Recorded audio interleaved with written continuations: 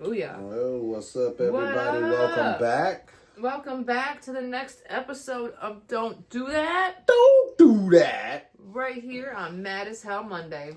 On 16 TV and 16 TV 2. All right, everybody. So we're going to get started today. And we got a bunch of stuff to talk about because it's Monday and we mad as hell. You should be mad as hell. Should be. It's Had to Monday. Go back to the plantation. Monday. Monday. Lord. Monday. Sunday is our fun day. Yes. Like Sunday is a day where we here at 16 TV are working all day long. But we love the job of entertaining you and giving you content. So it's not really like work. No, it's not. No. I enjoy talking shit. Yeah. Who doesn't? Who don't? You'd be insane not to. Yep. So, before we get started, I'll even give you the smoke of the app. Smoke of the app. From House of Dank, because that is my spot. that is the spot. It is going to be No Bad Days. That is the name of the pre-roll company, I guess, or the brand of the weed. The name of the weed is going to be Tangy Blast. It's weed, man. No, I'm Dante. I have all sorts of names for it. All sorts of names. So real quick before I forget, because I will forget because I smoke a lot and short-term memory loss. Right, so they say. But so they say. But today we inadvertently are promoting two songs. One which I have a video for that is on this channel. It is called Lumberjack from the Green 16 Hip Hop Strikes Back project, which was my last project, and that video is now streaming on the channel. Other than that, we have my moniker, The Piranha. And The Piranha is a song that is from the same project, Hip Hop Strikes Back, Green 16, and it is streaming on YouTube Music. Listen to the full song. Exactly. There you go. Shameless plugs. Shameless plugs. Let's go ahead and get started. Let's go. So let's highlight a few things from the Trump and Mamdani meeting. Oh, boy. And I'll give you some of my thoughts in the process. His name is Mamdani. M-A-M-A-D. I love that. I love that. Okay. I love it. So let's start off with a few things that Trump had said about Mr. Mamdani. Oh, boy. Okay, so earlier comments did include strong negative descriptors and criticisms of Mamdani's political leanings. Now, following these initial remarks, Trump also made statements that included disparaging comments about voters who supported Mamdani. He also commented negatively on Mamdani's appearance and perceived intelligence. Why do you guys care what color suits people wear? If they look nice and dressed to actually impress, that's all that matters. So when you guys even brought up Obama when it came to what he dressed in a top, shut the fuck up. But wait. My God. But wait. I'm going to let her get to it, but that ain't what I'm tapping my fucking ear for. Hold on. Keep on letting her talk. Watch this, though. Wait till she get there. Why does it matter what they wear? What else did Trump say? What did he admit to, babe? Tell him. I mean, what did he admit to? That whole Antifa, you're only Antifa if you're anti-what? Fascist. And what did Trump... wait, we'll get to that. I'm just going to keep tapping my ear. It's just too juicy. So, it's too juicy. The shared New York identity. Okay. The conversation started off with their mutual commitment to New York City, and he praised Mamdani for what he called an incredible race against difficult opponents. Now, Trump did appear genuinely delighted that 1 in 10 of his supporters had voted for Mamdani. Trump stated, "We have one thing in common. We want this city of ours that we love to do incredibly well. The better he does, the happier I am." Oh, okay. Okay. Sounds Respectfully, good. okay. Sounds good. Now, when Trump embraces Mamdani's New York, all right, so even though conservative predictions that Mamdani's progressive leadership would drive wealthy residents away, Trump surprisingly countered with an unexpected assurance. He stated that he would absolutely live in New York under Mamdani's leadership. He also said that Mamdani will surprise a lot of conservative people. Seems a little different than what he's been talking lately. So I wonder what's going on with Mamdani. So how Trump defended Mamdani against a Republican attack. When Representative Ellis Stefanik, well, however you pronounce that weird ass name, butcher it. They know how to characterized Mamdani as a jihadist. Trump has dismissed what was said and referred to the comment as campaign rhetoric and stated, "I met with a man who's a very rational person. Mamdani really wants to see New York be great again." Totally different than what you've been saying about this man. Now, how Trump defended Mamdani from tough questions. Wait.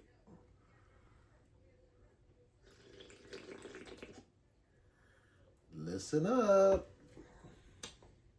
So, now during the press exchange, conservative journalists pressed Mamdani on his past comments when he called Trump a despot and an authoritarian.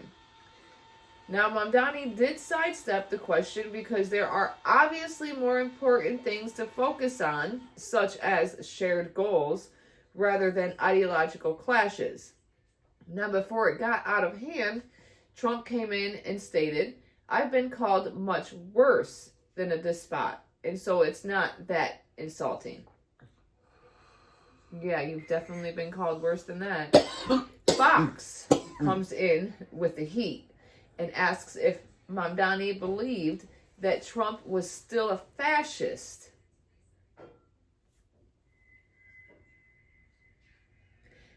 So, and Trump comes in and openly admits to it by saying, "That's okay.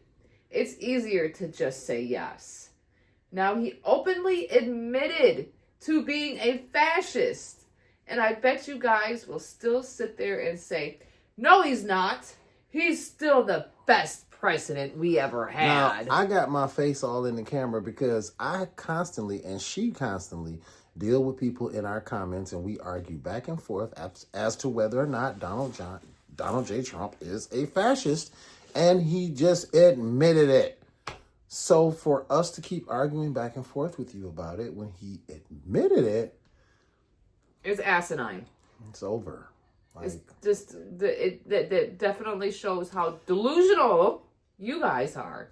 How devoted TDS. you guys have. Trump devotional syndrome. TDS. Trump devotional syndrome. Yes, not derangement. Not derangement syndrome. That's not us with derangement No, syndrome. y'all That's got you derangement. with devotion. You with devote. Yeah, Yeah, devotional. You're devotional. You're over devotional. Exactly. So what do you got going on? Oh, Oh, bringing the heat. wow! Everybody ready? All right. I know I am. Let's go through these cards. These are some cards that I had from earlier. But Ah. for people that do not watch, oh, shame on you. For people that do not watch Truth Paste. Keep on his seat. I'm going to go through these cards for you. Why am I a racist? I'm not a racist at all. All I do is speak the truth. All I do is give you the real numbers and not the exaggerated Charlie Jerk ones. I keep it real with you from my perspective. Yeah, I don't really talk to you all proper and stuff. I can, but why bother? Because at the end of the day, I'm just another nigger, right? Exactly. So I'm going to talk to you the way niggers talk. Fuck you, you racist pig. You racist piece of shit. The You hot dog water smelling white boy. Yeah, I'm going to talk to you like you talk to us. Seasoned turduckling. I'm not trying to get your respect when I don't need your respect to exist. No. I don't need your respect. No, because who are you? I have the respect of people that care about me. It's not about color, it's about class. But I'm not going to linger on that. We're not allowed to talk about race without people crying about how we're making everything about race or we're playing the race card. So what happens is we have things that go on that we have a short attention span. So I have to remind you guys of stuff like this. Why do these 6 names ring bells with you? Ask yourself this. Sandra Bland. Murdered in police custody. Said she hung herself. Robert Brooks. Murdered in a prison by security guards. How many? Fuck. Or was there a total? It's so 14. That was security guards and nurses, I believe, as well. Yeah. Mm-hmm. Yep. All together in Okay. the room while he Next was being one. murdered. Sonia Massey. Had a mental breakdown, called the police, and was threatened to be shot in the face by a police officer if she did not put the water down. Before he actually... And shot her in the face. Premeditated. And got okay. 4 years. Okay. And then Ahmaud Arbery. He was gunned down, chased down by 3 people because they accused him of doing something while he was just jogging. A modern day lynching. Yep. Okay. Modern day lynching. All right. Philandro Castile. He was pulled over and went to go reach for his ID and permit, and the cop shot him in front of his child, his 2-year-old child, and the mother of his child. And Trey Reed. Trey Reed is the young man 21 years old. Hung, and they keep saying it was suicide. He unalived himself in 2025. A black man hung himself from a tree, kicked himself in his ass. A second autopsy has been done. Stomped on his own but back. They don't seem to want to be able to put it out Hit there. himself in the back of the head with, and caused blunt force trauma. And then unalived himself, sure. Why is Kaepernick's autopsy being shoved away and not even being talked about? Now, let's go to another one. Let's go to how they say we have a high propensity for violence, and they say how we're causing all the violence and we're doing all the shooting. Now, I've told you the fucked up part about it is that crime is all about proximity. So we do crime to each other, which you guys, the black on black crime, you guys need to stop it. Yeah, you guys need to stop the white on white crime, like y'all don't do crime to each other. Y'all just don't be around us because y'all scared to be around us. So y'all don't do crime to us and we don't do crime to y'all. We don't come to y'all neighborhoods and do no crime. Shut that shit up. We already dispelled that though, Charlie. I wish you would have been here. But anyway, Tyler Robinson.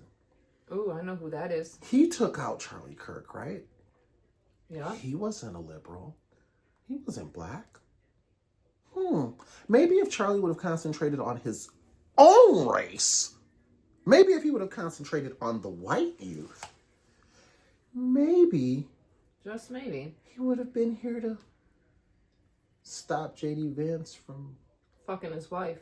Allegedly. All right. Body and language. Then Thomas Crooks. Thomas Crooks was the young man that allegedly, I'm going to say that real, allegedly, right, shot Donald J. Trump. I do got a question about that, guys. What's that? How do you grow your cartilage back so fast? I don't know. After being shot. Wait. Donald Trump's a mutant. No, actually he's not. What happens is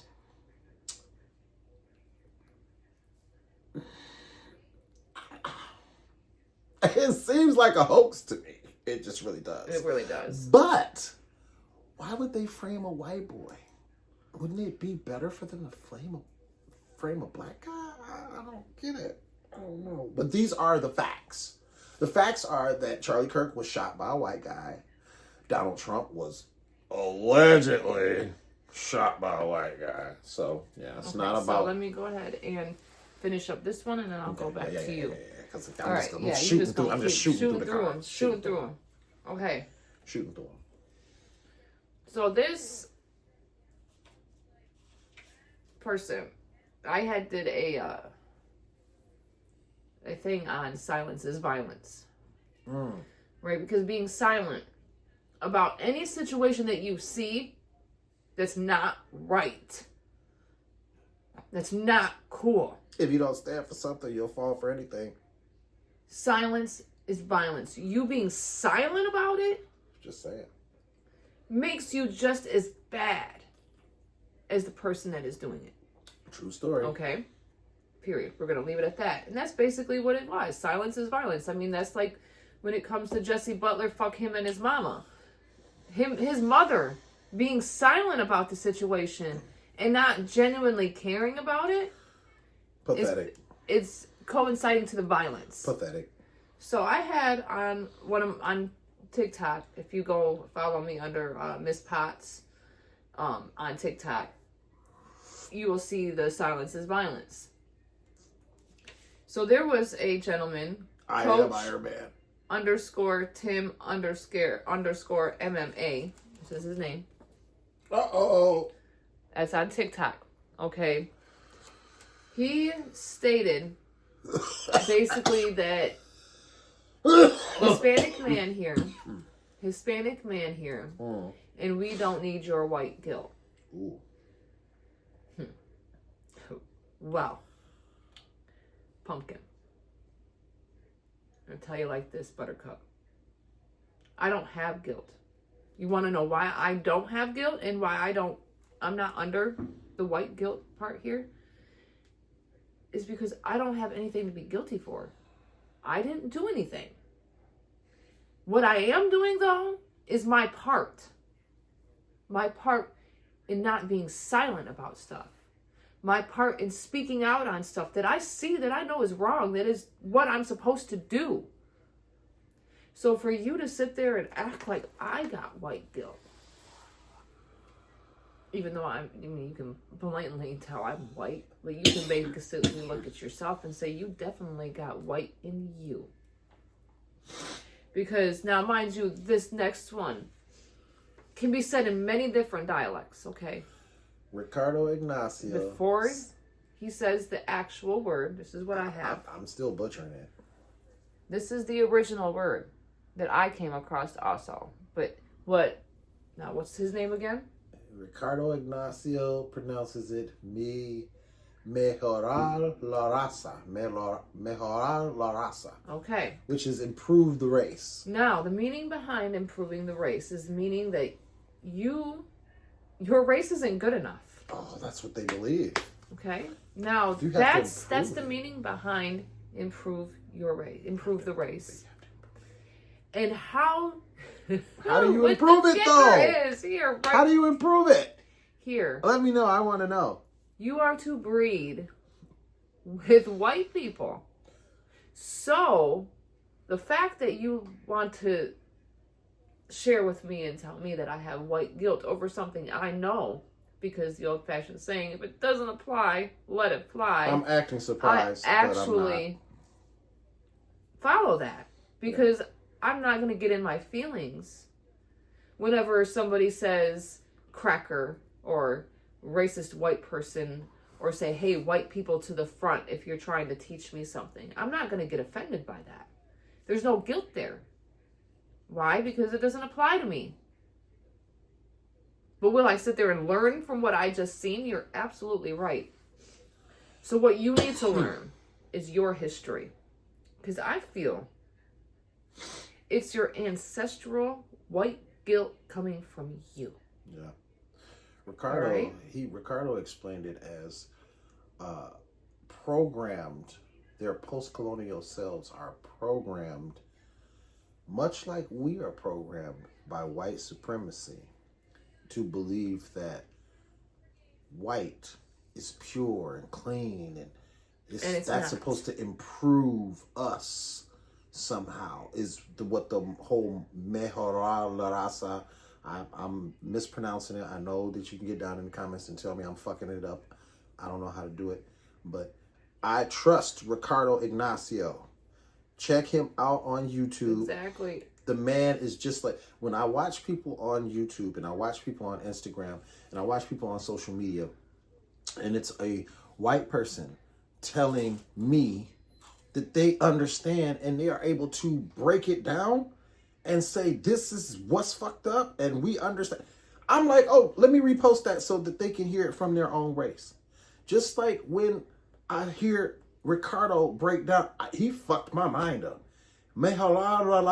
Improve the race. Why do you feel that you need to improve your race? Why? By blending with another race. You shouldn't have to. If you want to blend with another race, you do that because you love the person that's not your race or whatever. That's what you do. It's the same thing. But know this. Wanting to be light skinned. Very, very hardcore here. And listen, hardcore, you are fantastic and fucking beautiful.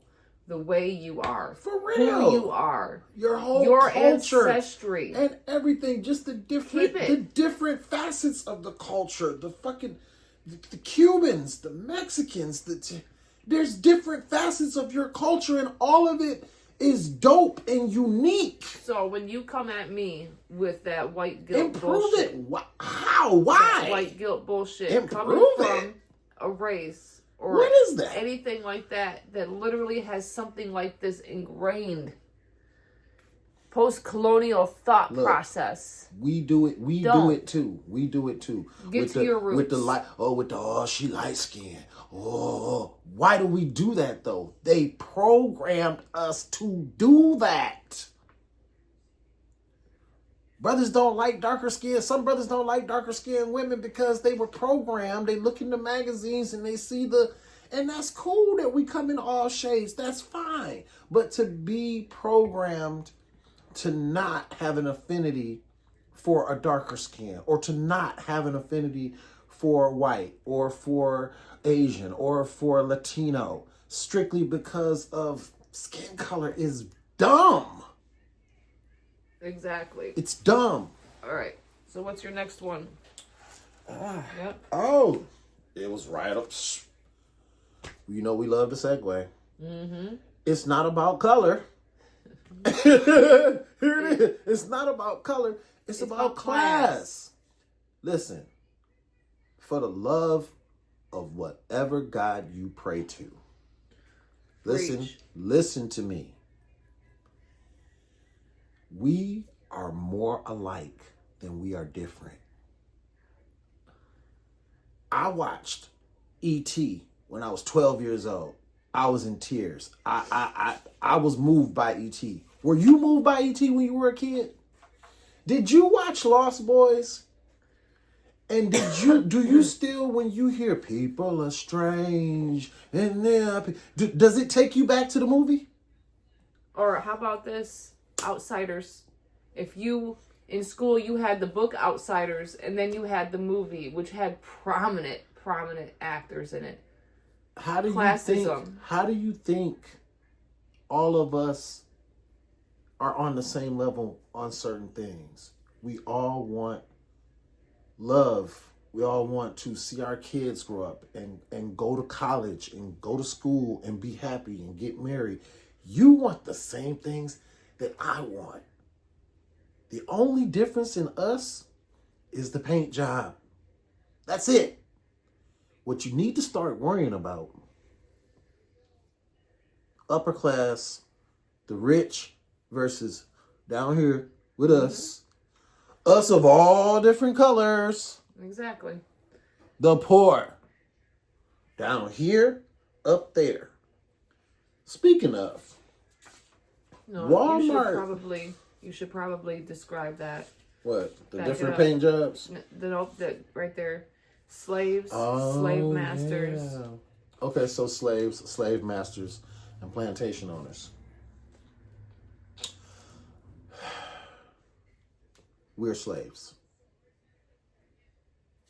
You're a slave. If you work for one of the major corporations, Amazon, Target, Walmart, big corporations that only see you as a number. They make millions, billions of dollars off of you. Get tax cuts for billions of dollars. Because of you. And they sit on their fat asses, and the crumbs that we get to work check to check every week, those are the crumbs that they get from their fat ass overflowing plate. Overflowing plates. I could go into millionaire actors and millionaire superstar singers and rappers. But there are ones out there that have definitely donated back into their community. So, but I'm not. But that's why I said. But I'm not going to go there. That's for a whole nother show. Mm-hmm. That's for a whole nother show. Slave masters are your higher up supervisors.